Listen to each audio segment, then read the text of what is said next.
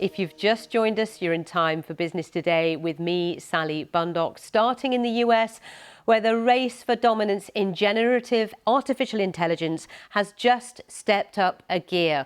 One of the leading companies in the field, OpenAI, has unveiled its latest chatbot called GPT-4o. It has advanced capabilities including seeing, hearing and talking in similar ways to a person. Our North America business correspondent Erin Delmore watched the launch from New York. 20 years ago, the biggest battle in tech was over who would win the war for search engine dominance. Google took the prize, and it isn't now just a multi-trillion-dollar company, it's also a verb. So now, enter the latest fight over who will lead on generative AI. The startup OpenAI took the tech sector by storm with its Chat-GPT chatbot in late 2022 that could answer users' queries and carry out human-like conversation. Mark, you're not a vacuum cleaner. As of Monday, we're now seeing that conversation happen out loud. The company demoed a chatbot that can field questions and give answers via voice. For 4, and then exhale slowly. In the demonstration, the chatbot was asked to help someone prepare for a presentation by taking calming breaths. That's it. How do you feel? I feel a lot better. Thank you so much. And to tell a bedtime story, even changing its tone from sing-song to robotic. It also helped the user solve a math equation. Not solve it exactly, but teach him how to solve it. OpenAI got out ahead of a few expected announcements, including one from Google this week, Microsoft next, and Apple in June. So that's Erin Delmore giving you a taste of this latest launch. Let's talk to Mike Coop from Morningstar Investment Management. Mike, I don't know about you, but I've also seen and heard other bits about this latest bot. I find it a bit creepy. Morning, Sally. It is incredibly human-like, and it's also available in 50 languages. So the things that were formerly limited to English speakers are now going to be available everywhere. I mean, it's just hard to keep up, isn't it? And what does that mean for you guys in the stock markets? So it's just a reminder of how quickly the technology is developing.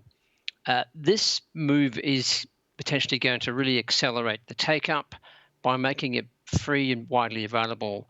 It can give OpenAI access to a whole lot of clean, new data on which to train the model without those copyright infringements that we are seeing play out at the moment.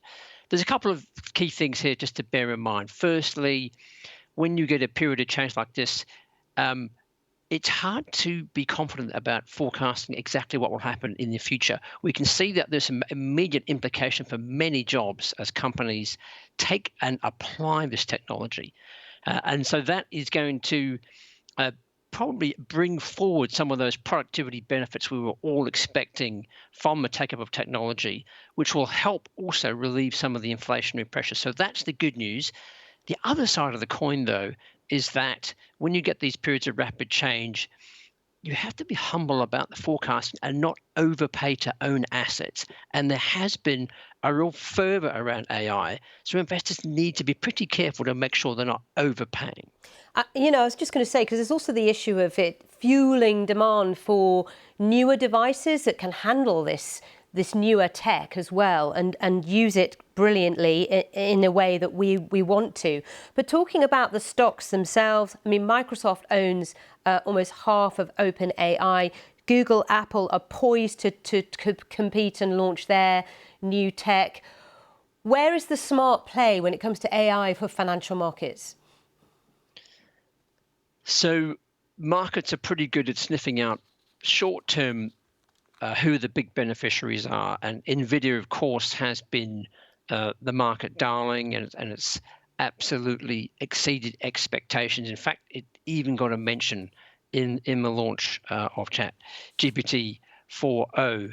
So I don't think there's too many obvious surprises. It's really some of the other companies which are going to find themselves struggling to keep up and compete with this.